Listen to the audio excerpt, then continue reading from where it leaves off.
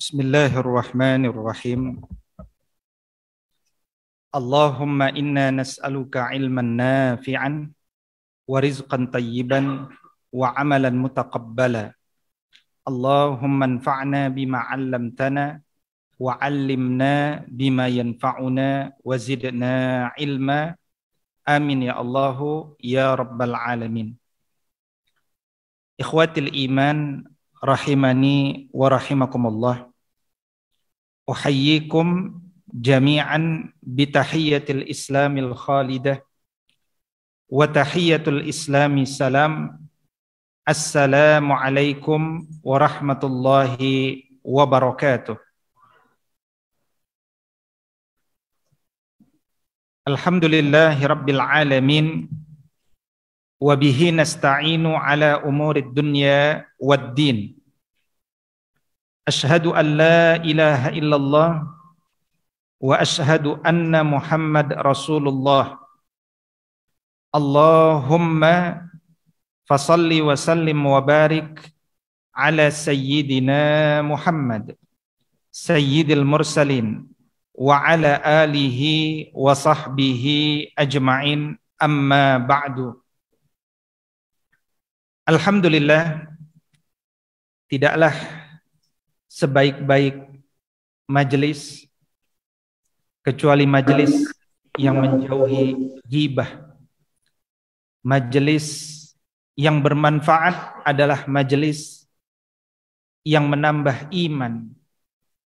Ketika kita mampu menyadari bahwa sebagaimana gurunya Al-Bukhari, Al-Imam Al-Humaidi mengatakan, al-iman yazid wa yanqus. Iman itu bertambah dan berkurang. Maka seharusnya pertemuan-pertemuan kita adalah pertemuan-pertemuan yang menambah keimanan, bukan pertemuan-pertemuan yang mengurangi keimanan.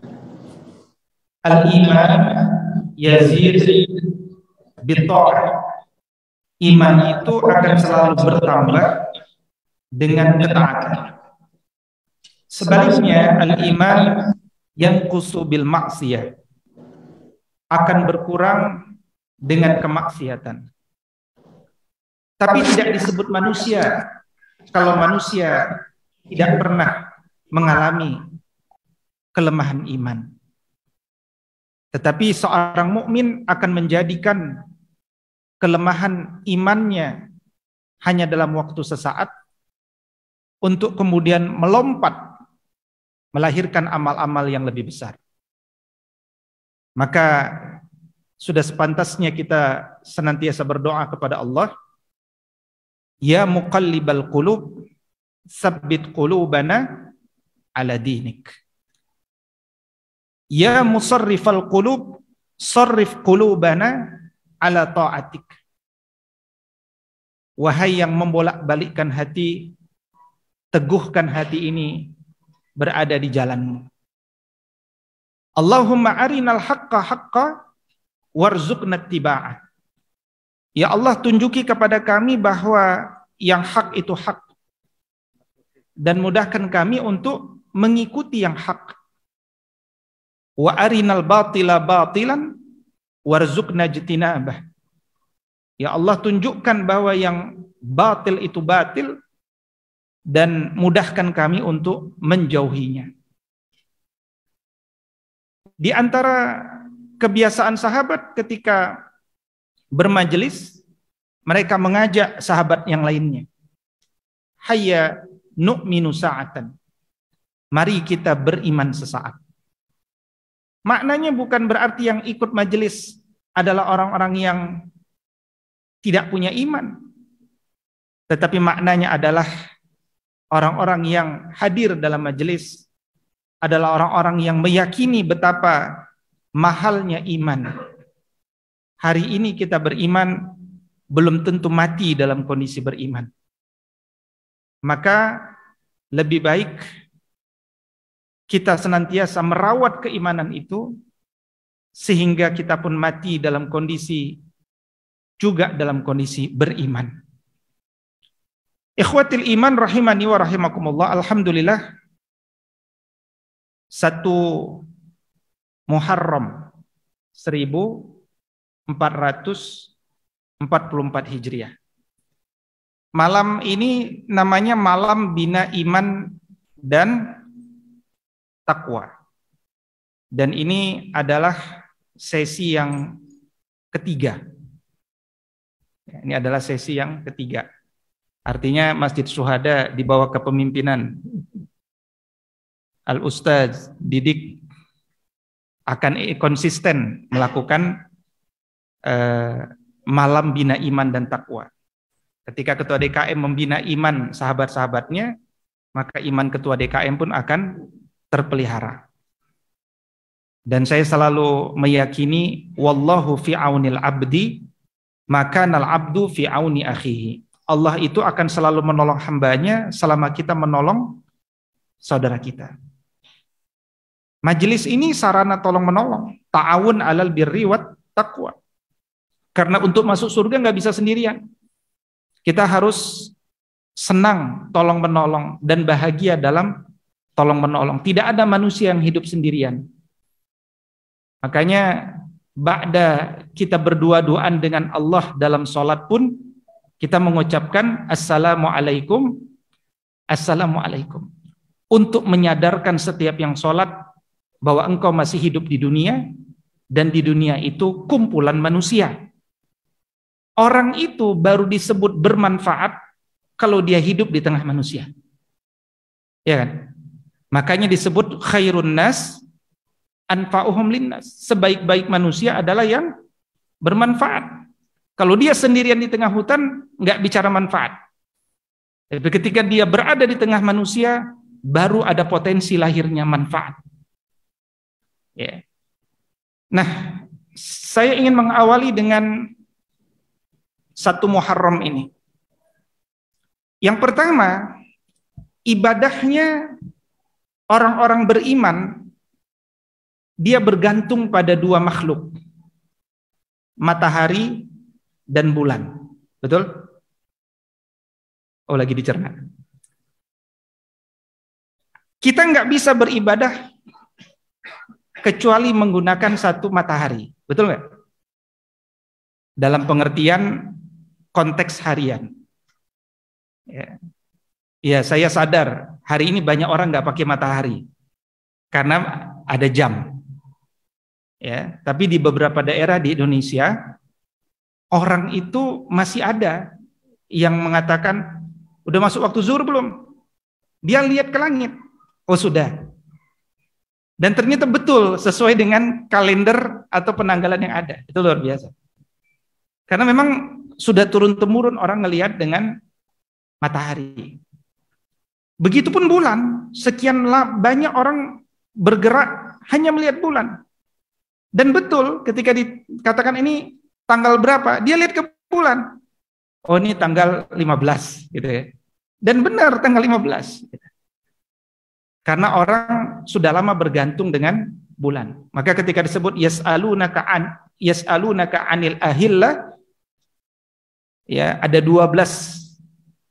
Jadi yas'alunaka, mereka bertanya kepadamu. Siapa mereka di sana? Sahabat Nabi. Ada 12 kali dalam Al-Quran Allah mengatakan yas'alunaka, artinya sahabat Nabi bertanya 12 kali. Salah satunya anil ahillah, tentang hilal. Ketika mereka bertanya apa gunanya bulan, Allah bimbing Nabi mengatakan qul hiya mawaqitu linnasi wal hajj. Itu bermanfaat untuk waktu bagi manusia dan ibadah haji.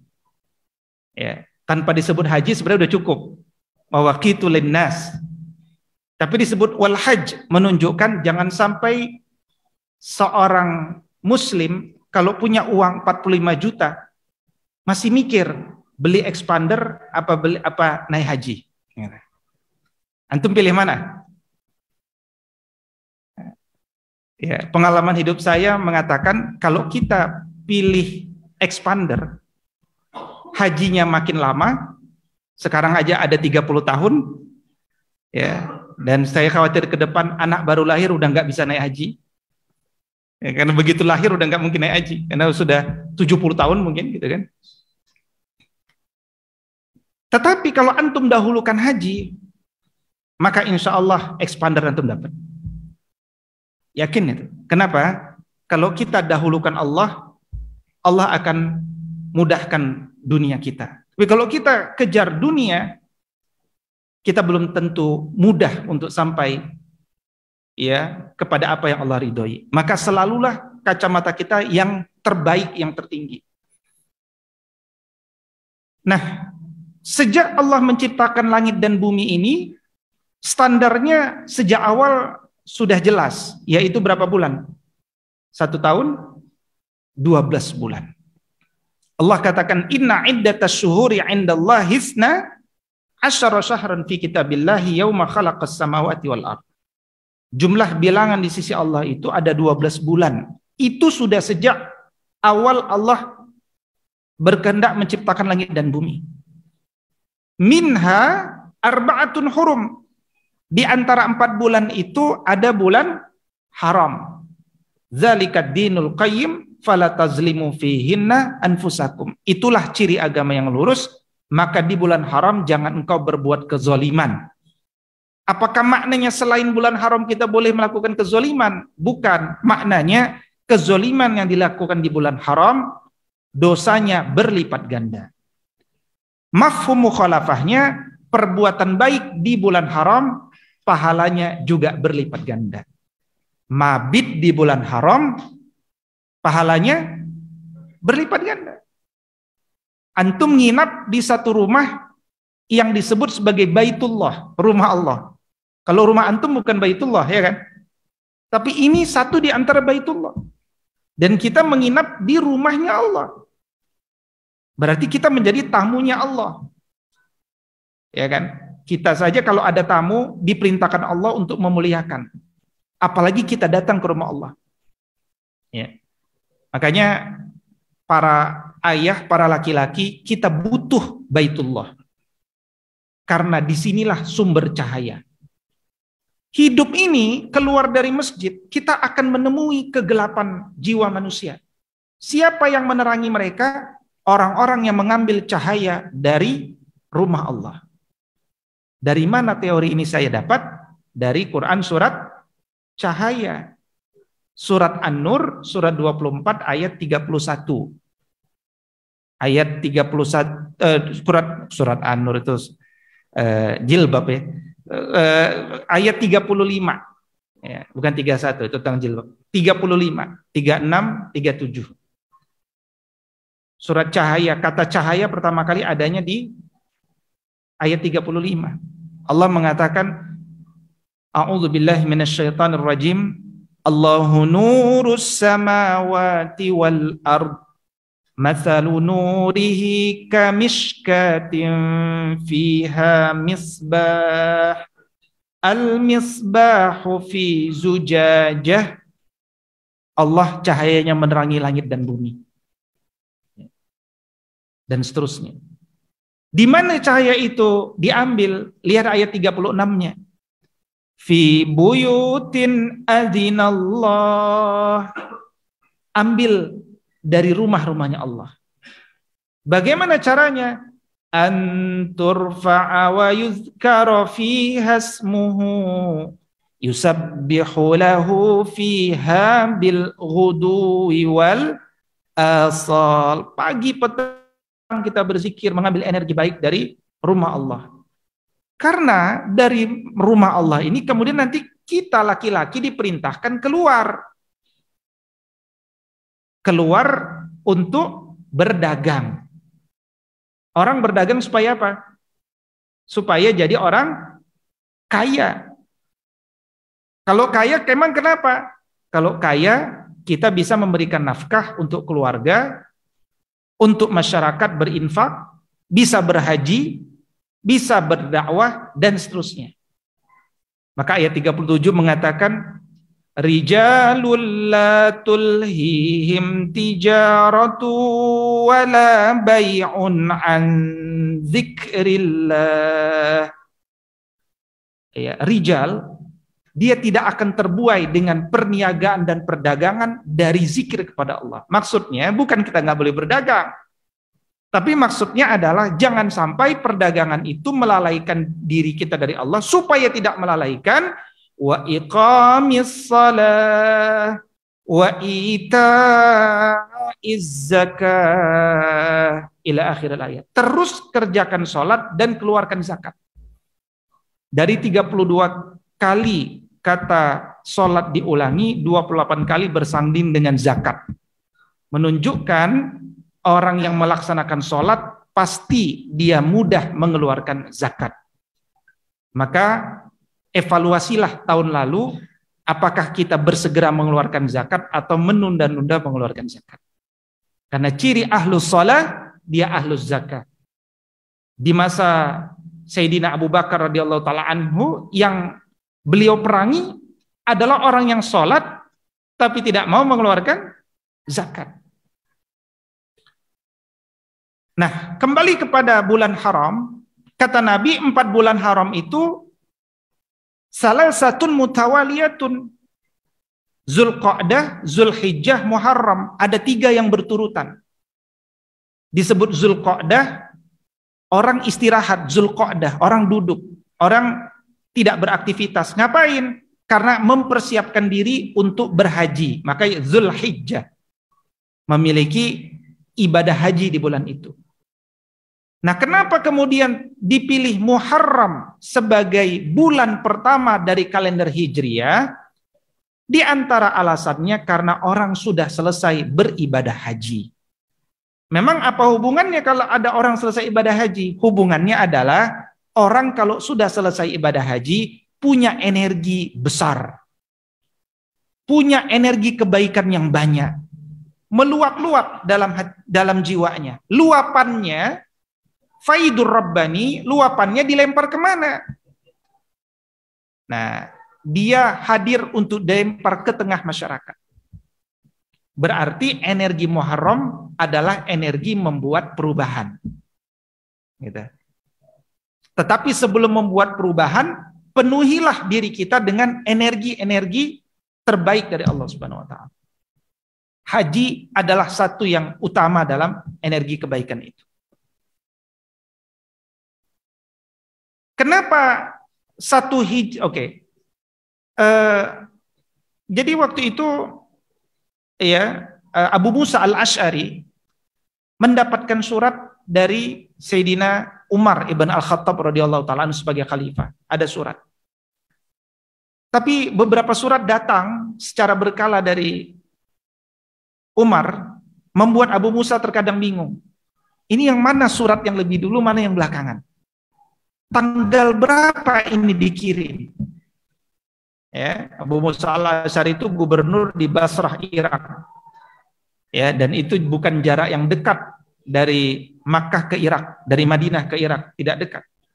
Akhirnya diusulkanlah ada penanggalan. Sejak ada penanggalan itu, muncullah sistem administrasi pertama. Maka Umar adalah sosok penegak reformasi dalam masalah tata administrasi kenegaraan. Ada lagi satu kasus dari Maimun, ini riwayatnya, yaitu ada orang pernah buat akad dan persoalan. Ketika buat akad, waktu itu akadnya dilakukan di bulan Sya'ban. Maka dilaporkan kepada Umar. Umar baca akad. Umar bilang, ini akadnya bulan Sya'ban mana? Sya'ban tahun lalu, Sya'ban sekarang, apa Sya'ban masa depan berlakunya? Muncul orang berpikir. Makanya perkembangan ilmu itu seiring persoalan. Ada persoalan, muncul pengembangan. Seorang muncul perkembangan. Dulu tidak ada disiplin ilmu sedetail sekarang. Tetapi ketika orang mengkaji Quran saja sebagai sumber ilmu, muncul ilmu tafsir, ilmu Makkiyah Madaniyah, ilmu Nasikh Mansukh, ilmu Gharibul Quran, ilmu dan seterusnya macam-macam, ilmu Nahwu Shorof dan seterusnya. Jadi berkembang terus-menerus. Nah, maka kemudian lahirlah penanggalan itu, dan Sayyidina Umar kemudian melakukan musyawarah. Karena prinsip dalam Islam itu bermusyawarah. Ya, bukan voting. Maka sila keempat Pancasila itu kan kerakyatan yang dipimpin oleh hikmat permusyawaratan. Kerakyatan dipimpin oleh hikmat kebijaksanaan dalam permusyawaratan perwakilan. Dalam permusyawaratan perwakilan. Artinya yang musyawarah itu wakil yang kita pilih untuk bermusyawarah. Nah, tapi kalau dia voting, dia tidak Pancasilais. Ya kan? Karena akhirnya satu penjahat sama satu profesor, ya sama-sama satu. Dan itu tidak adil, itu zalim. Dan itu juga tidak beradab. Diajak musyawarah. Maka ketika bermusyawarah, oke, kita sepakat, tapi tahunnya tahun mulai dari mana? Ada yang bilang, oh, tahun lahirnya Nabi saja. Nabi lahir tahun berapa? Tahun berapa? Tahun gajah. Gajah tambah harimau berapa? Tahun berapa Nabi lahir? Antum cinta Nabi kan? Tahun berapa? Tahun 12 Rabiul Awal, Ustaz. Itu tanggal. Tahun berapa? Ini pasti tawaduk semua. Nabi lahir tahun 571 Masehi. Tanggal berapa? Tanggal 22 April. Kok enggak 21 April? Karena itu hari Kartini. Jadi 22 April 571 Masehi. Abad ke-6. Nah, 1 Muharram 1 Hijriah itu jatuh pada tanggal 15 Juli 622 Masehi. Ya. Nah, itu mau diambil dari mana itu awal tahun Hijriah? Dari lahirnya Nabi, dari hijrahnya Nabi, atau dari wafatnya Nabi? Nah, opsi wafatnya Nabi juga ada. Tapi ini paling ditentang oleh Umar, karena kalau wafatnya Nabi ini nanti orang akan selalu bersedih karena ngingat kematian Nabi terus. Ya, akhirnya disepakati tahun hijrahnya Nabi. Kapan tahun hijrahnya Nabi? Nah, itu memang orang dulu karena nggak punya kalender, ada yang kadang nggak punya kalender, akhirnya ada yang mengusulkan pakai kalender Hijriah, pakai kalender Persia Romawi. Ada, ya. Tapi alhamdulillah itu juga ditolak karena kalender Persia Romawi ternyata juga kalau dalam sejarah tidak terlalu valid juga. Ya. Dan orang-orang dulu akhirnya pakai peristiwa. Contoh, Nabi lahir tahun berapa? Ya tahun gajah. Karena nggak ada angka dulu. Kenapa disebut tahun gajah? Karena 50 hari sebelum lahirnya Nabi terjadi peristiwa penyerangan pasukan bergajah. Pasukannya tidak semuanya gajah. Karena gajahnya hanya lebih dari 3 di depan saja. Selebihnya kuda, bukan gajah semua. Tapi karena ada gajah besar-besar dan berada di depan memimpin, maka disebutlah pasukan bergajah, bukan semuanya gajah. Dan pasukan itu, ya 50 hari setelah terjadi tragedi itu, Nabi lahir, maka pasukan bergajah.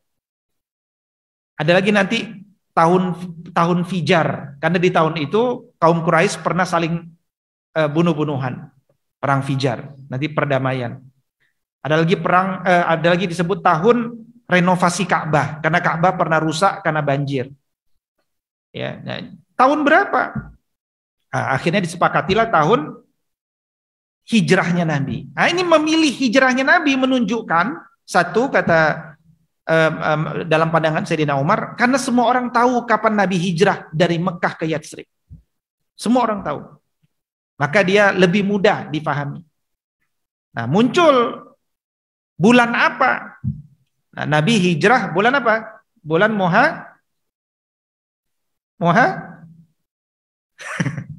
Nabi hijrah bulan Rabiul Awal. Ya, Nabi hijrah bulan Rabiul Awal. Loh, kok bulan Muharram yang dipilih? Apa tadi jawaban saya yang pertama? Karena ini bulan sesudah haji. Energinya besar. Ada alasan kedua. Alasan kedua adalah karena satu-satunya bulan dari 12 bulan, ini kan bait, rumah antum baitun. Rumah ini disebut Baitullah, betul? Meskipun Baitullah itu ada di Ka'bah, itu Baitullah yang pertama. Ya. Ini Baitullah, rumah Allah. Satu-satunya bulan yang disebut sebagai bulannya Allah dalam hadis ya cuma satu, yaitu Syahrullahil Muharram. Ya. Jadi Syahrullah itu apa? Muharram, bulan Allah. Jadi dia spesial Muharram. Spesial. Makanya atas dasar pertimbangan itulah akhirnya dipilih satu Hijriah itu pada bulan atau tahun hijrahnya Nabi dipilih bulan Muharram. Maka kenapa dipilih tahun hijrahnya Nabi? Salah satu filosofisnya menurut Umar adalah karena hijrah itu membedakan bainal haqqi wal batil. Hak dengan batil itu dipisahkan dengan hijrah. Berarti spirit Muharram adalah spirit hijrah. Dan spirit hijrah adalah spirit keimanan. Orang yang beriman, dia tidak akan pernah lepas dari hijrah. Memang kita tidak perlu lagi hijrah fisik. Tapi minimal kita hijrah. Kalau fisik tidak, berarti kita hijrah apa? Hijrah dari satu kondisi ke kondisi yang berikutnya. Nah, ketika kita berbicara sedikit tentang hijrah, ya, ketika kita berbicara sedikit tentang hijrah, kalau kita kumpulkan kata-kata hijrah di dalam Al-Quran, dia bermakna yang utama itu memutuskan. Contoh, ya, dia memutuskan dari terbiasa mencela orang atau berkata-kata keji. Satu maknanya. Yang kedua, dia memutuskan untuk pindah dari satu negara ke negara yang lain. Atau dia memutuskan untuk pisah ranjang sama istrinya. Atau dia memutuskan untuk memisahkan dirinya dari masyarakat. Nah, itulah 4 makna hijrah yang ada di dalam Al-Quran. Dari 4 kata ini, maka Ar-Raghib Al-Asfahani memaknai bahwa yang disebut sebagai hijrah itu adalah seseorang yang meninggalkan yang lainnya baik secara fisik, perkataan, maupun hati. Imma memutuskan, imma meninggalkan. Maka kita, orang-orang beriman, tidak pernah ragu untuk meninggalkan apa yang membuat Allah murka. Dan tidak pernah menunda-nunda alias selalu bersegera untuk mengejar apa yang membuat Allah ridho. Ya. Jangan ditunda-tunda sebuah kebaikan. Menunda-nunda kebaikan itu bisa jadi kemaksiatan. Ya. Makanya perintah Allah tuh sabiquna bil khairat. Bersegera dalam kebaikan. Wasari'u ila magfiratin min rabbikum. Bersegera dalam mengejar ampunan Allah Subhanahu wa taala. Jadi bersegera. Nilainya itu ada pada kebersegeraan. Hilang handphone, segera sabar. Jangan pada akhirnya sabar, gitu kan? Beda kan? Kita kehilangan handphone, cari sana sini nggak dapat, udah marah-marah, udah marah-marah, akhirnya udahlah sabar aja. Itu namanya sabar karena nggak ada pilihan lain. Pahalanya jauh berbeda dengan as-sabru inda sadamatil ula. Sabar pada kesempatan yang pertama. Maka selalu kita ingin, ya, jadi gini, kalau dalam kebaikan, ya kita nggak boleh ngasih ke orang, gitu ya. Ya, antum dulu deh buat kebaikan, anak belakangan, itu nggak boleh. Ya. Tapi kalau dalam makanan, antum boleh mendahulukan orang. Silakan ambil makanan dulu, gitu kan.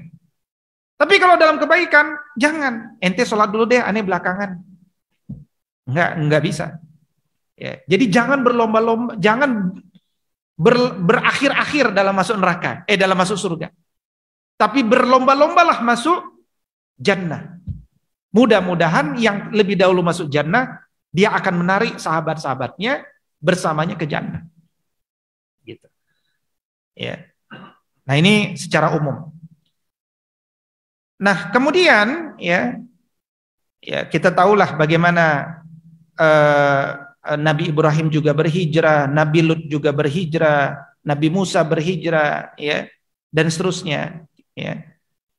Dan ternyata orang yang berhijrah itu digelari Allah dengan berbagai keutamaan. Ini ringkasannya saja. Ya. Orang itu disebut orang yang ikhlas. Orang itu disebut orang yang sabar. Orang itu disebut mujahid yang penuh optimis. Orang itu disebut sebagai orang yang terdahulu dalam iman dan amal. Orang itu disebut orang yang punya derajat yang paling tinggi. Orang itu disebut orang yang punya iman yang hakiki. Itulah orang yang selalu berhijrah. Ya, jadi hijrah itu adalah kebiasaan kita setiap hari. Makanya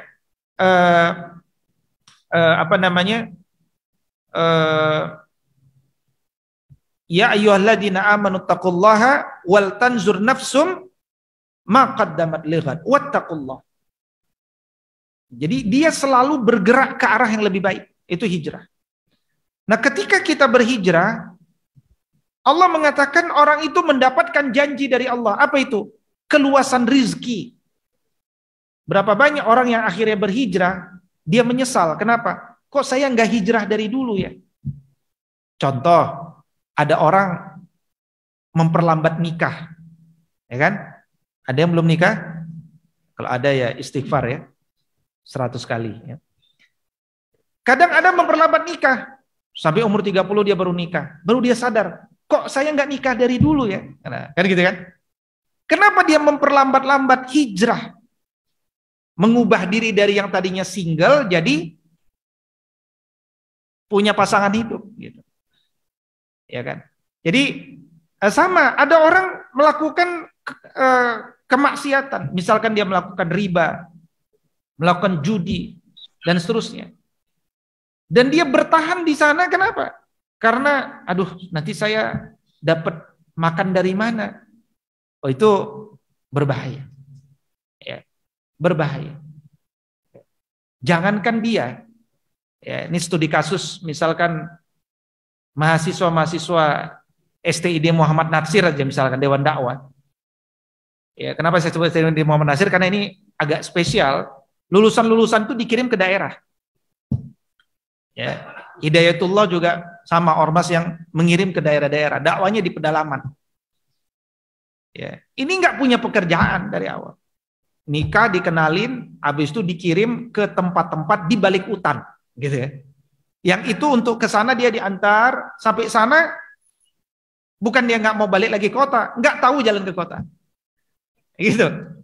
Ya akhirnya ditaarufkan nikah, ya 1-2 tahun dia udah eksis di sana, ya udah ngembangin dakwah, sudah nggak mati dia kelaparan. Makanya Allah mengatakan wa may yuhajir fi sabilillah, syaratnya fi sabilillah. Barang siapa yang berhijrah di jalan Allah, yajid fil ardi muraghaman katsira wa sa'a. Dia akan mendapatkan, oh ternyata bumi Allah itu luas. Rezeki Allah itu banyak. Kok saya enggak dari dulu gitu. Kita ini ngabisin umur untuk kesia-siaan, ngabisin umur untuk sesuatu yang tidak berkontribusi untuk agama dan umat ini. Sia-sia. Ya. Padahal setiap hari kita membaca Allahu As-Somad. Allah tempat bergantung segala sesuatu. Ternyata kita nggak bergantung sama Allah. Nah, malam ini kita harus mengevaluasi sejauh mana kebergantungan kita kepada Allah. Selain Allah memuji orang yang senang berhijrah, ternyata Allah juga mengancam orang yang menolak hijrah. Nah, ini gaya Al-Quran mendidik itu targhib wa tarhib. Memberikan motivasi dan memberikan peringatan. Bagi mereka yang tidak memiliki alasan syar'i dalam berhijrah, Allah katakan tidak ada perlindungan dan pertolongan untuk mereka dan buruknya tempat kembali nanti untuk mereka. Ya, dalilnya nanti bisa dilihat di Quran surat An-Nisa ayat 79 dan ayat 89. Nah, pertanyaannya kemudian, bagaimana kemudian supaya kita itu istiqomah dalam hijrah? Ya, istiqomah dalam hijrah. Minimal ada 6 langkah supaya kita bisa istiqomah dalam hijrah. Satu, kenapa sih kita tiap hari baca asyhadu alla ilaha illallah wa asyhadu anna Muhammad Rasulullah? Ya, ini bacanya nggak bisa cepet-cepet. Kalau baca cepet-cepet nggak bermakna. Kita nggak bisa bahasa Arab, tapi minimal bacaan sholat yang bahasa Arab itu minimal itu kita pelajari. Karena kalau kita baca tiap hari tapi kita nggak ngerti artinya, ya sholat kita nggak berbekas kan? Nggak ada bekasnya sholat kita. Nah sama syahadat juga begitu. Makanya Allah mengatakan yusabbitullahu alladhina amanu bil qawli sabiti fil hayati dunya wa fil akhirah wa yudillullahu zalimina wa yaf'alullahu ma yasha. Jadi kalau orang itu terbiasa mengucapkan syahadat di dunia, menikmati dan menghayatinya, nanti ketika ditanya di kubur dia mudah mengucapkannya. Itulah di antara tafsirnya. Dan kalimat ini bermanfaat baginya di dunia dan di akhirat. Syaratnya satu, menghayati membaca. Asyhadu an la ilaha illallah wa asyhadu anna Muhammadar Rasulullah. Menikmati. Kalau kita sholat menikmati, pasti ada energi. Kalau nggak menikmati, pasti nggak ada energi. Ya. Ada orang habis sholat ya di tahun 1443 pastinya ya. Di tahun 1443 ada orang habis sholat assalamualaikum, assalamualaikum. Habis itu dia ngambil apa? Ngambil apa? Handphone.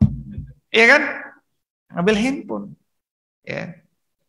Sedemikianlah kita sudah terkena penyakit no mobile phobia. Penyakit takut kehilangan handphone. Lebih takut kehilangan handphone daripada kehilangan istri. Ya. Istri nggak apa-apa hilang, yang penting handphone jangan hilang. Itu ada tesisnya tuh, no mobile phobia gitu kan. Jadi assalamualaikum, assalamualaikum, refleks aja tuh, refleks, nggak tahu kenapa. Pegang handphone, cek-cek kan begitu. Tangan kiri goyang-goyang kan? Tangan kiri goyang-goyang, tangan kanan bisa berzikir. Subhanallah, subhanallah, subhanallah, subhanallah, subhanallah. Tepat benar berhentinya di sini. Gitu. Betul-betul di sini. Kenapa? Karena udah berulang 30 tahun. Begitu aja. Dia refleks. Sama seperti antum naik motor, ya kan? Habis itu tengah jalan baru sadar, saya lagi naik motor ya. Kok nggak nabrak? Kok nggak tersesat? Ya kan? Kok nggak salah arah? Sekali-kalinya agendanya hari itu berbeda, katakan ikut seminar ke sana, nyampainya tetap ke kantor. Loh kok ke kantor gitu? Nggak bisa begitu. Karena berulang. Makanya jadi multiple intelligence ya kan? Subhanallah, subhanallah, subhanallah. Sambil ini baca pesan, ini bisa berzikir. Yang mana yang dia nikmati? Baca pesan apa ini? Ya kan? Itu tahun 1443. 1444 kita harus buat resolusi baru. Ya, karena salah satu terapi sholat khusyuk itu salah satunya adalah nikmati dulu zikir kita. Kalau kita sudah mulai bisa menikmati zikir, pada saat itu kita sudah mulai tahu bagaimana memasuki pintu kekhusyuan. Meskipun dalam Quran surah Al-Baqarah Allah menjelaskan itu sebenarnya pondasi sholat khusyuk itu adalah, kan Allah mengatakan wa aqimus salata wa atuz wasta'inu bis sabri was salah wa innaha lakabiratun illa 'alal khashi'in. Kalau engkau punya masalah, minta tolong sama Allah dengan sabar dan sholat. Tapi ini bukan tradisi kecuali orang-orang yang khusyuk. Siapa orang yang khusyuk itu? Alladzina yazunnuna annahum mulaqu rabbihim wa annahum ilaihi raji'un. Pondasi khusyuk adalah ketika kita menghadirkan persepsi di dalam jiwa kita bahwa dia yakin 100%. Alladzina yazunnuna itu artinya yakin 100% bahwa dia akan bertemu dengan Allah, dan dia yakin 100% bahwa dia akan dikembalikan kepada Allah. Perasaan itu kalau kita bisa munculkan, itulah pondasi kekhusyuan. Ya, itu pondasi kekhusyuan. Yang kedua, supaya kita bisa istiqomah, bagaimana? Baca Quran dengan penghayatan. Ya. Nah, one day one juz bagus, tapi lebih sempurna lagi kalau one day one juz terjemah, gitu kan? Cakep itu. Kenapa? Karena kita orang Indonesia kurikulum sementara ini SD, SMP, SMA nggak ngajarin kita bahasa Arab. Bahkan nggak ngajari Quran. Kalau ngajarin Quran pun sekedar ikra, ya, sehingga kita hanya lekat dengan lafaz tapi tidak dekat dengan makna.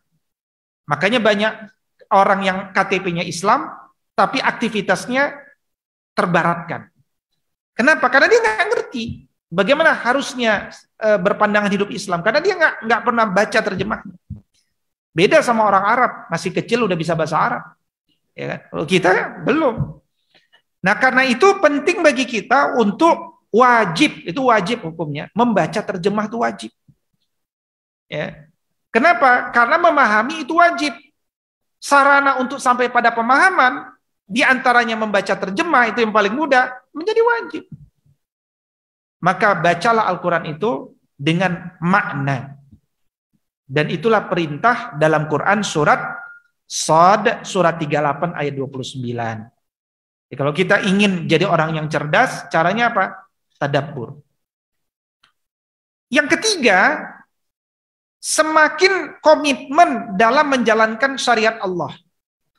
Ahabbul a'mali ilallah adwamuha wa in qalla. Amal yang paling dicintai Allah itu amal yang dawam, terus-menerus meskipun sedikit, itu lebih baik. Ya, itu lebih baik. Artinya apa? Ketika kita malas, tetap paksakan kita menegakkan syariat Allah. Hatta ketika kita masih minum khamar, tetap kita paksakan untuk sholat. Itu nasihat para ulama. Jangan sampai, ya ini kalau kita punya teman masih minum khamar, jangan sampai kita bilang, nggak usah sholat, nggak cocok engkau sholat. Keliru. Ya, justru semakin kita jauhkan dia dari sholat, semakin dia kekal dalam khamarnya. Ya. Dan tidak ada hubungan sholat dengan khamar. Ya. Kecuali jangan sampai dia minum khamar menjelang sholat. Makanya di antara orang-orang yang pernah ngaji, kalau dia minum khamarnya ba'da isya. Ba'da isya dia ketiduran. Sampai kemudian bangun subuh dia udah sehat lagi. Ya. Tapi kalau dia mati dalam kondisi minum khamar, berarti dia mati dalam kondisi kemaksiatan dan belum sempat bertaubat kepada Allah. Itu salah satu isi surat seorang raja muslim di satu negara yang saya tidak sebutkan kepada anaknya. Itu sampai jadi orang muslim kalau sudah kaya idenya aneh-aneh.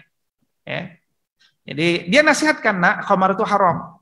Tapi kalau sampai engkau minum khamarnya ba'da isya. Itu isi surat seorang raja muslim kepada anaknya. Ya, itu ketika seorang ayah bilang seperti itu menunjukkan tingkat kekayaan seseorang, dan orang kalau udah kaya idenya macam-macam. Ya, makanya kalau kita bicara sejarah kepemimpinan Islam itu bukan baik-baiknya saja. Ada wanita dipanggil buat nari, ada minum khamar, ada judi, macam-macam ada. Ya. Dan itu juga yang menyebabkan kita kehilangan syarat untuk lestari dalam kepemimpinan. Kenapa? Karena umat ini bersemangat ketika miskin, tetapi meninggalkan dakwah dan ilmu setelah kaya. Ya kan? Banyak orang ke masjid, ini bukan berarti antum orang miskin, bukan ya. Tapi banyak orang baru kembali ke masjid setelah dia jatuh. Ya, ada seorang sahabat ya, dia datang ke masjid. Ya, dia bilang, Ustadz saya mau ke masjid mulai sekarang. Masya Allah, saya nggak tanya. Tapi dia sendiri cerita, ya kan? Ya saya tuh dulu sukses Ustadz, manajer saya, gaji besar. Tapi saya main perempuan Ustadz, sana sini sana. Ternyata Allah hukum saya, ya saya jatuh. Ya sekarang saya mau dekat ke masjid. Ya sudah, alhamdulillah. Ya kita nggak usah komentari. Ya. Ini kadang-kadang kita iseng kan. Orang nggak pernah ke masjid kita iseng, ya kan? Angin apa nih ke masjid? Nggak boleh. Ya, mulut kita nggak boleh iseng. Ada orang ke masjid, alhamdulillah, pura-pura nggak tahu aja.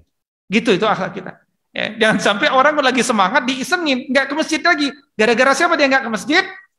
Gara-gara antum. Bahaya. Ya, bahaya. Ya. Jadi jangan sampai kita banyak berkomentar untuk sesuatu yang justru membuat orang jauh dari agama. Ya, belajar dari kisah di Riyadhus Shalihin, ada orang bunuh 99 orang. Mau bertobat. Ya. Kata seseorang yang dia temui apa? 99, berat itu. Kayaknya nggak bisa diampuni tuh. Kan gitu jawabannya. Ya kata dia, ya nggak bisa diampuni. Kayaknya 99 kurang genap nih, masih ganjil. Sekalian aja deh saya genapin. Dibunuh juga orang itu akhirnya. Pas 100. Ya. Tidak, seberapapun dosa kita, kalau ada orang ingin bertobat kepada Allah, bantu dia. Ya. Bantu dia. Jadi energi 1444 adalah energi kita bantu orang. Termasuk orang-orang yang LGBT, itu jangan dilempari batu. Ya, yang LGBT itu kita rangkul. Ya, kita ajak, ya. Kita peluk, jangan kita yang dipeluk ya. Kita rangkul gitu ya. Jangan kita yang dirangkul ya. Kita rangkul, kita ajak ngobrol, kita ajak bertaubat, kita ngobrol, kita diskusi. Itu dakwah, itu diskusi. Dakwah itu kan bukan menghakimi. Dakwah itu mengajak, mendoakan. Dan banyak orang bisa berubah sebenarnya. Kan intinya kan berubah kan? Kadang-kadang ada orang, saya udah dakwah Ustaz. Maksudnya dia udah marah-marah. Udah sekali aja. Enggak, dakwah itu bukan marah-marah. Dakwah itu kreatif. Dengan berbagai cara. Enggak tahu dengan cara yang mana yang paling efektif, kita enggak tahu. Berbagai cara kita gunakan. Supaya orang mau berubah. Dan berlomba-lomba berdakwah. Kenapa? Kalau dia berubah gara-gara saya, gara-gara antum, mengaliri kepada orang tersebut. Gitu. Dan itu terus-menerus mengalir. Sampai kepada anak keturunannya. Kan? Dari siapa dulu dia hijrah? Oh ternyata wasilah kita. Gitu. Yang keempat, supaya kita bisa istiqomah adalah banyak belajar dari kisah orang-orang soleh. Makanya sebagian isi Quran itu kisah. Ya kan? Wa kullan naqussu 'alaika min amba'ir rusul ma nusabbitu bihi fu'adak wa ja'aka fi hadhil haqqu wa mau'izatu wa dzikra lil mu'minin. Jadi supaya jiwa kita itu kokoh dengan baca kisah. Kalau kita baca kisah itu kita semangat. Ya, kalau orang semangat tidak akan pernah futur. Ya. Jadi orang semangat tuh nggak pernah futur. Ya, tahu futur Pak? Apa futur? Fatoro, futur. Berhenti setelah bergerak. Dulu dia bergerak, dulu dia rajin. Dulu dia semangat. Ya, kita nggak usah bicara dulu. Makanya segera lupakan. Apa? Satu, lupakan semua kebaikan kita di tahun-tahun sebelumnya. Yang kedua, lupakan keburukan orang lain sama kita di tahun-tahun sebelumnya. Selesai. Kita masuk 1444 clean and clear. Dan nggak urusan masa lalu, yang penting tahun ini dan masa depan. Ya. Hidup kita masa depan. Ya. Bukan masa lalu. Jangan masa lalu menggelayuti hidup kita. Toh nggak ada kan di antara antum yang pernah ngubur anak perempuan hidup-hidup, ada nggak? Nggak ada kan? Nggak ada juga yang pernah minum khamar setiap hari, nggak ada kan? Sahabat Nabi itu begitu sebagian, ya nggak? Sahabat Nabi itu ada yang membunuh anaknya, mengubur anak hidup-hidup. Ada yang minum khamar, ada yang membunuh, tawuran, macam-macam. Sampai Nabi itu bilang, benar tuh antum dulu nguburin anak hidup-hidup. Iya ya Rasulullah. Sampai 2 kali diceritain, diulangin lagi. Benar itu, benar. Tapi itu masa lalu, gitu kan? Islam gak pernah bicara masa lalu. Begitu kita hijrah, rawat hijrah kita sampai kematian kita. Ya. Kemudian yang kelima, perbanyak doa. Banyak doa. Di antara doa yang diingatkan oleh para ulama adalah doa dalam Quran surat Ali Imran ayat 147. Ya. Dan ini doa yang sering dibaca oleh sahabat-sahabat Nabi, sahabat-sahabat para Nabi, sahabat-sahabat para Nabi ketika di tengah musuh. Bukan hanya sahabat Muhammad SAW, sahabat para Nabi, para anbiya, doanya adalah wa makana qaulahum illa an qalu. Ya, jadi kalau orang udah di tengah peperangan itu kan muncul rasa takut, muncul pengen berlari, muncul pengen menyelamatkan diri, macam-macam. Orang takut mati. Apa yang membuat mereka bisa istiqomah untuk tidak berlari dari medan perang? Ya, kekuatan dari Allah. Diminta dengan doa. Rabbana ighfir lana dzunubana wa israfana fi amrina wa tsabbit aqdamana wansurna 'alal qaumil kafirin. Ya Allah, ampunilah dosa-dosa kami ya Allah. Ampunilah perbuatan-perbuatan kami yang mungkin berlebih-lebihan dalam urusan-urusan kami. Kokohkan pendirian kami ya Allah, dan tolonglah kami dari kejahatan orang-orang kafir. Kemudian perbanyak bergaul dengan orang-orang istiqomah. Ya, mabit ini berkumpul orang-orang yang punya semangat hijrah. Majelis-majelis seperti ini harus kita buru, harus kita kejar. Karena kita yang butuh sahabat-sahabat, bukan sahabat-sahabat butuh kita kan? Kita yang butuh kumpulan sahabat-sahabat. Kenapa? Karena ketika kita bersama sahabat, energi kita bertambah. Ya. Ada seorang ulama namanya Ja'far, dia punya sahabat namanya Muhammad bin Wasi'. Aku kalau sedang dalam kondisi lemah iman, aku buru-buru datang ke rumahnya Muhammad bin Wasi'. Bayangin ya. Kenapa? Kalau aku datang ke rumah Muhammad bin Wasi', hatiku pun baru nengok wajahnya, udah kembali bersemangat. Sekarang kita bayangkan nih wajah kita nih kalau dilihat orang jadi pengen maksiat apa pengen taat. Nah, gitu kan. Ya kan? Kita berlindung kepada Allah punya wajah, orang nengok jadi pengen maksiat. Waliyadzubillah. Ya. Ada dua ulama ya yang saling bersahabat, saling memberikan ilmu sebenarnya dalam kisahnya itu. Satu penulis kitab Zuhud, Abdullah ibn al-Mubarak, yang kedua Al-Fudail bin Iyad. Ini dua-duanya ahlul hikmah, ahlul ilm. Tapi sekelas Abdullah ibn al-Mubarak, ketika dia merasa lemah iman, bukan, Abdullah ibn al-Mubarak, ketika dia bertemu dengan Al-Fudail bin Iyad, dia nangis. Kenapa?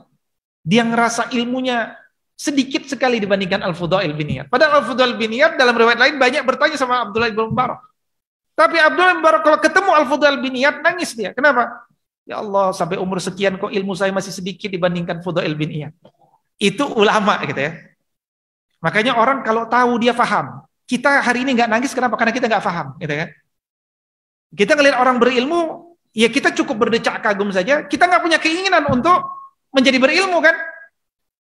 Bahkan banyak sering saya dengar, Ustadz, saya emang nggak penting diri saya Ustadz, yang penting anak saya Ustadz soleh. Itu gitu. Sampai kemarin juga ada yang ngomong begitu. Ya seorang ibu-ibu, Ustadz, ya tolong bantu kami Ustadz, yang penting anak saya soleh Ustadz. Gitu. Tunggu dulu. Ada bapak-bapak tuh nanya ya kan dulu waktu di majelis, Ustadz, saya ini udah terlambat Ustadz. Yang penting anak saya lah soleh. Ya, saya lihat yang nanya masih muda, ya kan? Saya tanya, Bapak umurnya berapa? Umur saya 40, Ustaz. 40 udah merasa tua dan nggak punya harapan jadi orang berilmu. Gimana itu? Padahal Nabi SAW saja mulai pertama kali belajar Quran umur berapa? Umur berapa Nabi belajar Quran? Diajarkan Quran oleh malaikat Jibril, Nabi itu berapa umur berapa itu? Umur berapa? Berapa? 40 tahun. Kan Nabi jadi Nabi umur 40 kan? Sejak itulah diajarkan, ditalkinkan ayat-ayat Quran oleh malaikat Jibril kan? Makanya barang siapa yang baru belajar Quran umur 40, dia ikut sunnah Nabi SAW. Semangat Ustaz. Kan tugas kita menyemangati orang. Tapi itu enggak lengkap sebenarnya. Karena Nabi di umur 40 setelah belajar Quran, dia ngajarin orang. Yang dia ngajarin berbagai level umur. Termasuk yang paling banyak anak-anak muda. Maka anak-anak muda itu nanti 80% pejuang Nabi itu anak-anak muda.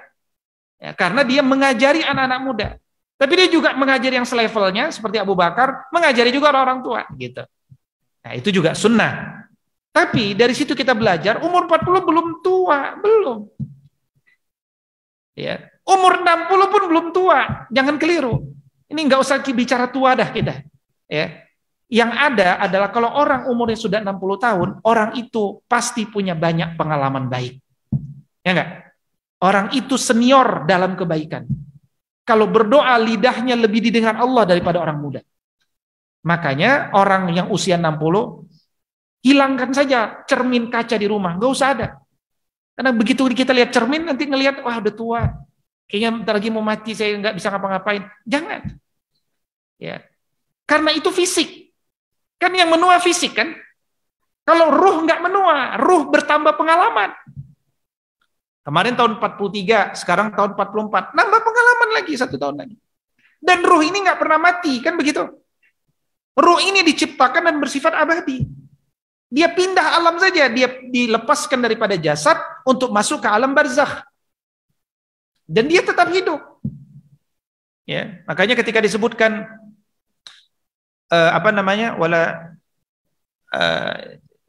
apa wa may jangan mengatakan orang yang mati di jalan Allah itu mati. Apa awalnya? Takul wala tahsabanna allazina qutilu fi sabilillahi amwata bal ahya. Ya, jangan engkau anggap orang-orang yang mati di jalan Allah itu mati, mereka itu hidup. Oh enggak Ustaz, itu kan hanya khusus orang yang mati di jalan Allah. Enggak begitu tafsirnya. Ulama mengatakan itu menunjukkan kekhususan jihad gitu. Tapi secara umum orang yang mati, orang yang kita sebut mati itu enggak mati. Dia cuman terpisahkan dari jasadnya.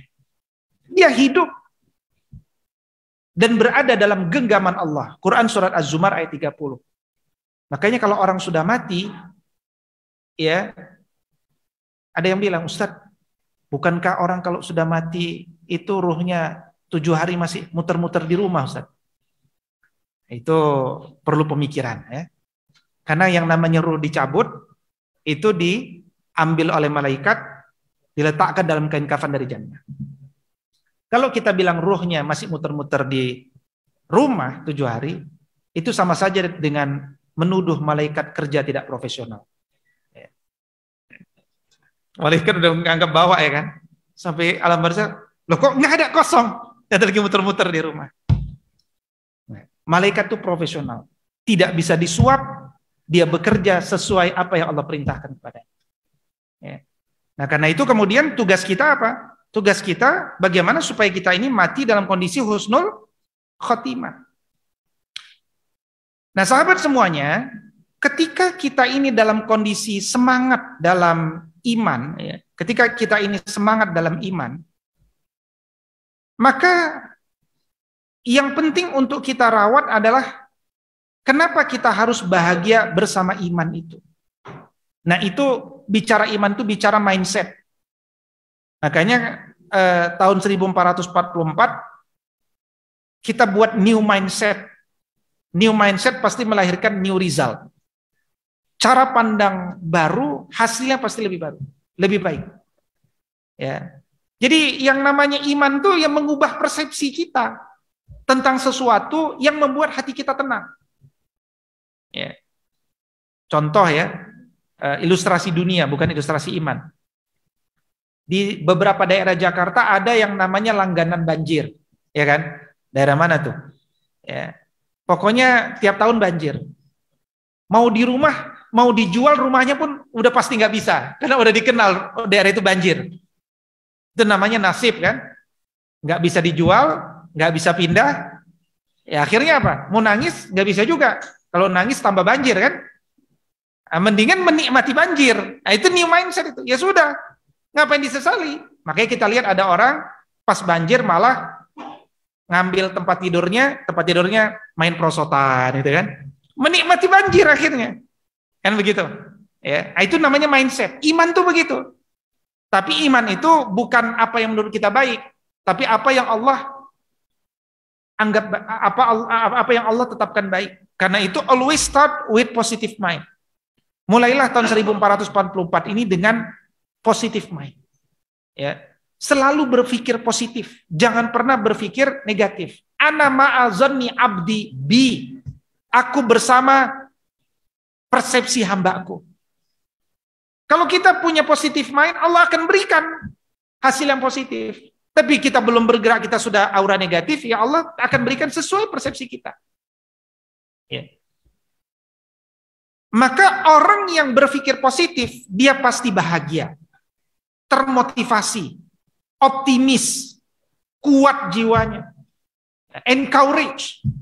Itu kalau orang punya positive thinking. Dan kalau orang punya positive mind, ya, dia selalu berpikir positif, dia akan sadar bahwa tidak satu jalan menuju apa?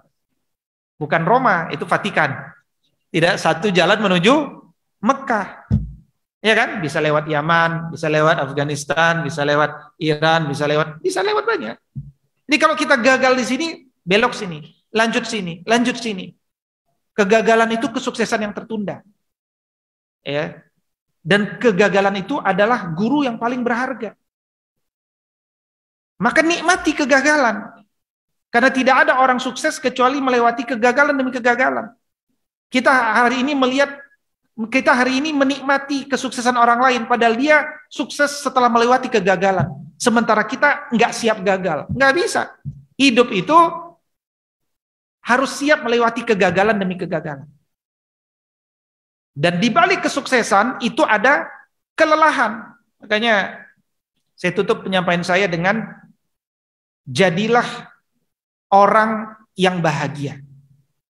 Orang bahagia itu adalah orang yang mampu mengubah persepsinya tentang sesuatu dengan cahaya Allah.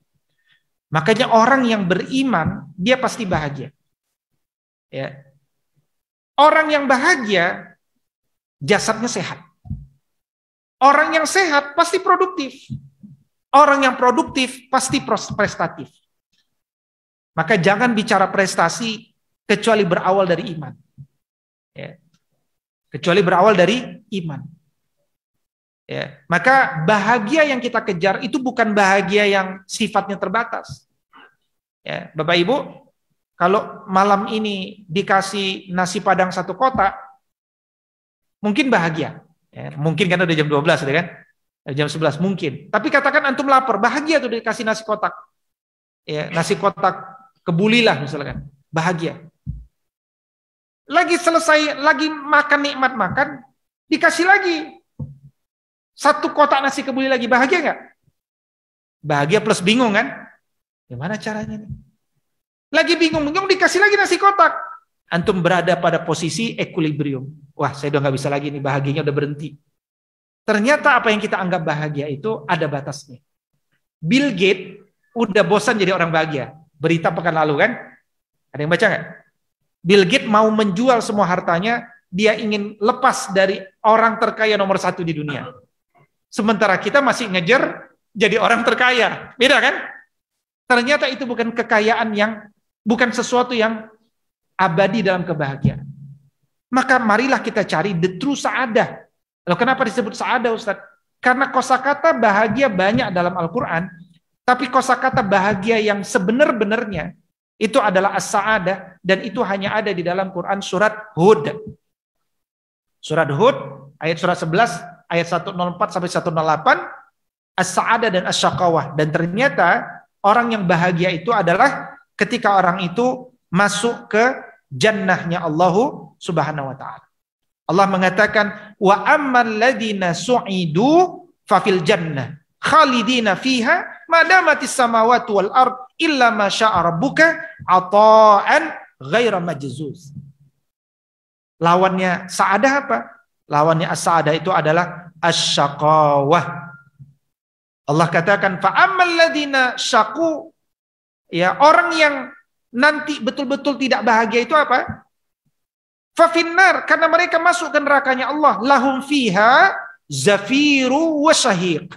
Dia mengeluarkan nafasnya dan menarik nafasnya. Terengah-engah, artinya apa? Merintih. Ya. Dan dia kekal di dalamnya. Khalidina fiha madamatis samawati wal ard illa ma syaa rabbuka inna rabbaka fa'alul lima yurid. Ya. Apa makna syaqawah? Ya. Syaqawah itu maknanya kumpulan dari hal-hal yang enggak enak. Khauf, takut. Huzn, sedih. Dank, sempit. Ham, bimbang akan datangnya bencana. Gham, bimbang karena bencana sudah terjadi. Usr, kesulitan. Khasarat, kerugian. Dhiq, kesempitan. Ini berkumpul, itu maknanya syaqawah. Dan coba sahabat semuanya renungkan kata syaqawah dalam Quran surat Toha. Ini Quran surat Toha. Ada 3 kali Allah mengulangi kata syaqawah dalam Quran surat Toha. Ayat kedua, ayat 117, ayat 123. Coba ulang-ulang baca terjemahnya nanti. Niscaya antum akan dapatkan pelajaran bahwa kalau kita ingin terbebas dari syaqawah, gimana caranya? Caranya adalah selalu jalani hidup ini dengan berpedoman dengan Al-Quran. Ma anzalna 'alaikal Qur'ana litashqa. Yang kedua, jangan pernah ikuti iblis. Faqulna ya Adam inna hadza aduwwun laka wa li zawjika fala yukhrijannakuma minal jannati fatashqa. Ya, Allah sudah bilang, wahai Adam, inna hadza aduwwul laka, iblis itu musuh bagimu dan bagi istrimu. Fala yukhrijannakuma minal jannati fatasqa, jangan sampai dia mengeluarkanmu dari jannah, engkau nanti berada dalam kekecewaan. Dan yang ketiga, dari ayat 123, apa? Selalu istiqomah mengikuti petunjuk Allah Subhanahu wa taala, maka kita akan berada dalam kebahagiaan. Makanya ini tadabbur Quran surat Thaha ayat 2 117 123. Kalau kita lompat lagi ke surat Maryam ya, ayat 4 ayat 32 ayat 48, itu 3 nabi berdoa enggak pengen dapat sakawah. 1 Nabi Zakaria, ya, 2 Nabi Isa, 3 Nabi Ibrahim alaihissalam. Selalu bermunajat kepada Allah, jangan sampai dapat syakawah. Jangan sampai dapat syakawah. Yang diminta apa? Yang diminta adalah as-sa'adah. Ya, yang diminta adalah as-sa'adah. Karena di balik kata as-sa'adah itu berkumpul makna yakin. Ya, orang kalau udah yakin pasti bahagia kan? Kalau antum udah yakin sama sesuatu pasti antum jalani. Ini contoh ya. Contoh yang mudah saja. Antum yakin kerja di sebuah perusahaan dapat gaji 6 juta. Yakin nggak? Ini antum di wawancara. Berapa gajimu? 6 juta. Padahal belum ditransfer gajinya, masih ditransfer akhir bulan kan? Tapi antum kerjanya terbaik tuh, ya kan? Kenapa? Karena udah yakin akan ditransfer 6 juta. Itu contoh ilustrasi orang yakin. Antum yakin kepada manusia bahwa dia akan transfer antum kalau kerja bener di akhir bulan 6 juta. Antum kerja produktif. Itu namanya orang yakin. Kenapa antum yakin? Oh, karena perusahaannya bonafit, trust, saya bisa percaya. Itulah kira-kira orang yang bahagia karena dia udah yakin dengan apa yang Allah janjikan. Dia meyakini kepastian, dia mendapatkan kedamaian, ada makna aman, ada makna tumakninah, ifah, wara, taqwa, sidq, berkumpul bahagia. Makanya orang yang bahagia itu apa? Orang yang bahagia itu adalah orang yang bebas untuk memilih, ya, bebas memilih. Memilih yang mana? Nah, memilih itu dalam istilah agama itu namanya ikhtiar. Ikhtiar itu berusaha mendapatkan sesuatu yang terbaik. Ya. Makanya kalau kita sedang bingung untuk memilih, sunnahnya sholat istikharah. Istikharah itu bingung memilih minimal di antara 2 yang baik. Istikharah. Ya. 2 yang baik. Makanya dalam makna ikhtiar mengandung kata khairun. Ya, kalau antum ditanya mau pilih mana? Mau milih minum apa? Minum khamar apa minum air putih? Antum pilih mana? Silakan saya nanya. Pilih apa? Minum khamar apa air putih? Antum jawabnya apa? Apa jawaban antum? Kayaknya jawabannya terlalu mudah, Ustaz. Pasti bukan itu jawabannya. Air putih, Ustaz. Tidak. Pertanyaannya salah. Orang beriman enggak ditanya mau minum air putih atau minum khamar. Karena itu bukan pertanyaan. Kenapa bukan pertanyaan? Karena satu baik, satu enggak baik. Yang disebut pertanyaan itu adalah pilih yang mana? Yang baik ini apa yang baik ini? Antum bingung, sholat istikharah. Itu yang benar. Tapi kalau al-haq dengan batil, enggak usah memilih. Karena manusia itu sudah bahagia bersama al-haq. Nah, itu maknanya bebas memilih dalam sesuatu yang baik. Karena itu, Ibnu Khaldun mengatakan orang bahagia itu pada akhirnya adalah ketika dia mampu tunduk dan patuh mengikuti garis-garis yang ditentukan Allah dan peri kemanusiaan. Makanya ada satu doa sahabat semuanya yang bisa membuat kita selalu bahagia. Apa bunyi doanya? Ya, mari kita baca bersama-sama. Mudah-mudahan di tahun 1444 ini kita mendapatkan kebahagiaan yang sesungguhnya. Ya, the true sa'adah. Doanya ringkas tapi penuh makna, ya. Saya baca, sahabat semuanya bisa mengulangi. Bismillahirrahmanirrahim. Allahumma inna nas'aluka nafsan bika mutmainnah tu'minu biliqa'ika wa tarda biqada'ika wa taqna'u bi'ata'ika. Bismillahirrahmanirrahim. Allahumma inna nas'aluka nafsan bika mutmainnah tu'minu biliqa'ika wa tarda biqada'ika wa taqna'u bi'ata'ika. Arti daripada doa ini adalah, ya Allah, kami memohon kepadamu jiwa yang merasa tenang kepadamu, jiwa yang yakin akan bertemu denganmu, jiwa yang ridho dengan ketetapanmu, jiwa yang selalu merasa cukup dengan pemberianmu. Makanya orang-orang bahagia itu di antara contohnya siapa? Ya, kalau kita lihat sejarah orang bahagia itu ada Bilal bin Robah.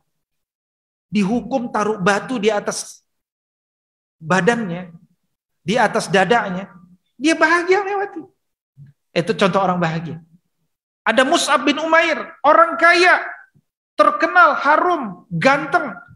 Tapi dia bahagia ketika hidup dalam kemiskinan, konsekuensi dari dibuang oleh orang tuanya. Ada Abu Bakar As-Siddiq radhiyallahu ta'ala bahagia, membawa semua hartanya, tidak meninggalkan apapun untuk keluarganya, karena dia sudah didik keluarganya untuk mandiri.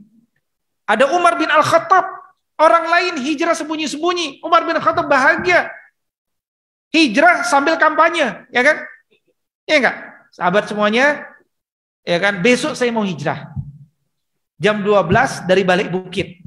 Siapa yang mau istrinya jadi janda, yuk ketemu besok. Nah, gitu. Bahagia dia hijrah. Ini sejarah orang bahagia dengan bentuk yang beda-beda. Utsman bin Affan bahagia ketika Nabi bilang, dakwah ini butuh perlengkapan perang yang lengkap. Siapa yang bisa berikan? Saya ya Rasulullah, 100 ekor unta lengkap dengan isi-isinya. Wah, Masya Allah.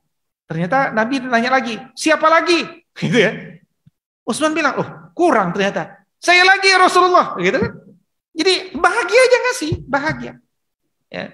Ada Sayyidina Ali, bahagia ketika menggantikan Nabi, ketika mau hijrah, menggantikan di tempat tidur Nabi, yang resikonya dibunuh oleh 11 wakil terbaik dari 11 kabilah. Bahagia aja dia itu umur beliau 23 tahun waktu itu. Ada Abdurrahman bin Auf sama, bahagia juga saat membantu jihad. Nah, ini sejarah orang-orang bahagia. Ya.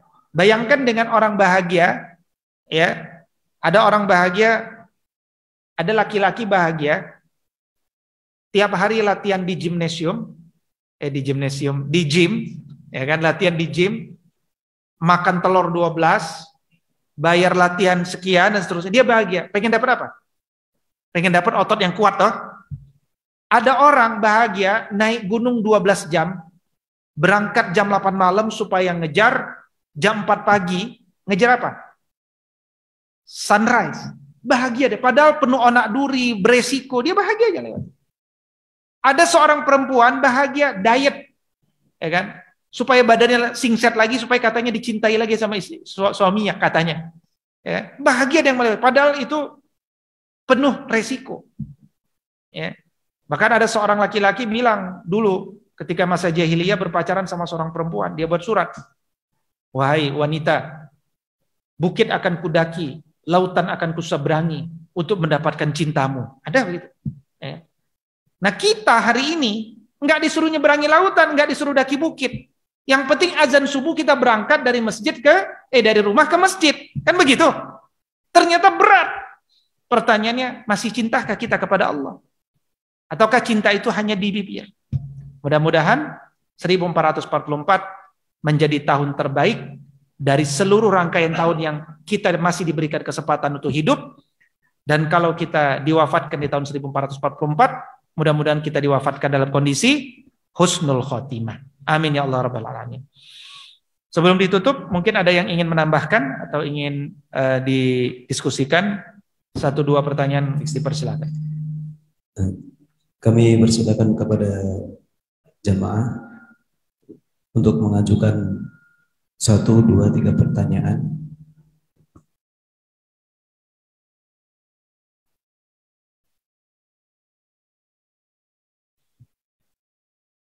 Assalamualaikum warahmatullahi wabarakatuh. Waalaikumsalam. Pak Ustadz, mau nanya, ada salah satu ayat, wahai orang-orang beriman, bersamalah engkau dengan orang-orang yang benar. Yang tadi. Kunu ma'as hodikin ya kalau nggak salah. At-Taubah 119. Itu benarnya itu penjelasan para mufasir kayak gimana? Itu yang pertama. Yang kedua sedikit mengenai dakwah dan amar ma'ruf nahi munkar tuh perbedaan yang mendetailnya seperti apa? Karena dari 23 tahun baginda Nabi itu sirahnya, ada baginda Nabi itu di Mekah dilemparin kotoran dan lain sebagainya, beliau diam. Tapi ada di Madinah banyak riwayat hadis juga itu sampai ada yang menghina Nabi itu dibunuh. Itu bagaimana penjelasannya? Terima kasih.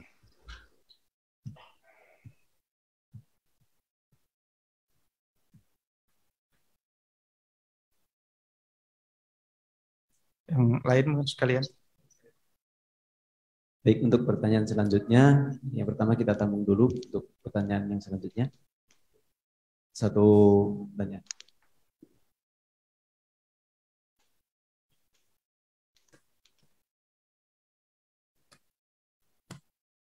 Assalamualaikum warahmatullahi wabarakatuh. Assalamualaikum. Saat saya mau tanya tadi ada sedikit bahasa masalah berpikir baik tadi kan ya. Tapi pada saat ini kan kita tahu ya bahwa kita selalu, kalau kita banyak orang tertipu dengan kebaikan orang. Itu yang saya jadi sedikit bingung. Banyak orang yang ya dengan kebaikan tadi kita disarankan tadi berpikir baik. Berpikir baik, positif. Ya, positif nanti. Tetapi banyak pada kenyataannya saat ini banyak orang yang baik itu tertipu gitu. Ini gimana kita menyikapi itu? Karena ada banyak kasus, saya sendiri pernah ngalamin itu, ternyata dia nipu. Ya, bagaimana kita berprasangka baik seperti apa sih? Oh iya. Mungkin langsung aja. Udah. Cukup? Ada yang lain? Bismillahirrahmanirrahim. Yang pertama, dalam Quran surat At-Taubah 119, Allah mengatakan, ya ayyuhalladzina amanu taqullaha wa kunu ma'as shadiqin. Wahai orang beriman, bertakwalah kalian kepada Allah dan berkumpullah, kejarlah, tapi bersabarlah hidup bersama orang-orang yang jujur imannya kepada Allah Subhanahu wa taala. Siapa orang yang paling jujur imannya kepada Allah? Kata para ulama adalah para Nabi Muhammad SAW dan para sahabat. Tetapi mereka sudah wafat, maka siapa orang-orang yang benar itu? Orang-orang yang mengikuti jalan Nabi Muhammad SAW dan para sahabat. Makanya kalau kita baca Quran surat At-Taubah ayat 100, Allah mengatakan as-sabiqun al-awwalun minal muhajirin wal ansar walladzina taba'uhum bi ihsan, ya, walladzina taba'uhum bi ihsan, dan siapapun yang mengikuti mereka dengan excellent, dengan terbaik, dengan ihsan. Maka orang-orang yang benar hari ini adalah orang-orang yang, ya, jadi begini. Ada satu pesan dari Nabi SAW yang mengatakan alaikum bisidq, ya kan? Wajib bagi kalian untuk sidq. Wajib bagi kalian untuk benar. Wajib bagi kalian untuk jujur. Karena fa inna sidqa yahdi ilal bir. Kalau orang itu jujur atau benar, jujur dan benarnya itu akan menunjuki dia untuk selalu berada dalam kebaikan.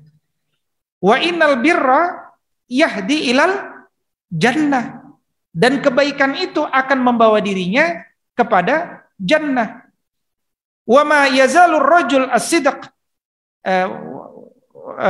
yasduq, dan tidaklah seorang laki-laki itu terus-menerus untuk jujur, kecuali nanti dia disebut oleh Allah Subhanahu wa taala sebagai siddiqan, sebagai orang-orang yang jujur, sebagai orang-orang yang benar. Nah, sebaliknya Allah Subhanahu wa taala mengatakan wa iyyakum wal kadzib. Ya, hati-hati dengan berdusta. Fa innal kadzib yahdi ilal fujur. Kalau orang berdusta itu akan membawa kepada keburukan. Ya, wa innal fujur yahdi ilan nar. Kalau orang terus-menerus berada dalam keburukan, dia akan membawa pada nerakanya Allah Subhanahu wa taala. Maka nanti Allah akan tetapkan dia bohong, ikuti bohong, maka dia disebut sebagai kadzaban, orang yang berdusta. Mas, kemana Senin Selasa? Oh, ada acara kantor di luar kota. Ya kan? Pekan depannya, Mas kemana? Kok Senin Selasa lagi? Oh iya, ada acara kota. Ternyata acara keluar kotanya setiap Senin Selasa. Ternyata dia bukan lagi keluar kota, tapi sedang berusaha adil sama yang lain. Ya gitu. Nah, berarti dia sedang berdusta. Berdusta diikuti dengan dusta kan? Diikuti dengan dusta. Akhirnya disebut sebagai pendusta. Meskipun niatnya baik. Paham kan? Kalau nggak paham ya pahami aja. Ya. Jadi makanya sesuatu perbuatan dosa adalah sesuatu yang apa itu? Kata Nabi, al-ismu mahaka fi nafsika wa karita an yatali alaihin nas. Yang disebut dosa itu yang sebenarnya dia nggak pengen melakukannya, tapi kalau melakukannya dia tidak ingin diketahui oleh orang lain. Nah, kalau ada perbuatan kita di tahun 1443 yang sembunyi-sembunyi, nggak pengen diketahui oleh orang lain, meskipun niatnya baik, hati-hati. Jangan-jangan dia dosa. Ya. Makanya terbiasalah kita menjadi laki-laki yang transparan. Ya, disetujui alhamdulillah, nggak disyukuri, nggak disetujui nasib namanya. Ini paham nggak sih lagi bahasa apa? Paham lah ya. Ya, jadi itu kira-kira yang pertama. Nah, yang kedua tadi agak panjang tuh pertanyaan. Apa itu? Tentang